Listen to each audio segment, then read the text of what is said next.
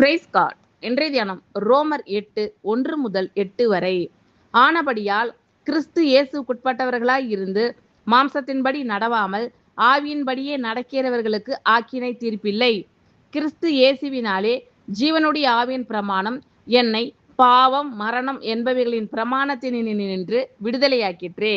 அது எப்படியெனில், மாம்சத்தினாலே பலவீனமாய் இருந்த நியாய பிரமாணம் செய்யக்கூடாததை தேவனே செய்யும்படிக்கு தம்முடைய குமாரனை பாவ மாம்சத்தின் சாயலாகவும் பாவத்தை போக்கும் பலியாகவும் அனுப்பி மாம்சத்திலே பாவத்தை ஆக்கினைக்குள்ளாக தீர்த்தார்.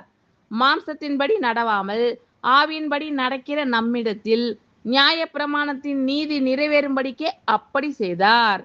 அன்றியும் மாம்சத்தின்படி நடக்கிறவர்கள் மாம்சத்துக்குரியவைகளை சிந்திக்கிறார்கள், ஆவியின்படி நடக்கிறவர்கள் ஆவிக்குரியவைகளை சிந்திக்கிறார்கள். மாம்ச சிந்தை மரணம், ஆவியின் சிந்தையோ ஜீவனும் சமாதானமும் ஆம். எப்படி என்றால், மாம்ச சிந்தை தேவனுக்கு விரோதமான பகை. அது தேவனுடைய நியாய பிரமாணத்துக்கு கீழ்ப்படியாமலும் கீழ்ப்படிய கூடாமலும் இருக்கிறது. மாம்சத்துக்கு உட்பட்டவர்கள் தேவனுக்கு பிரியமாய் இருக்க மாட்டார்கள். ஆமென். Thank you Lord.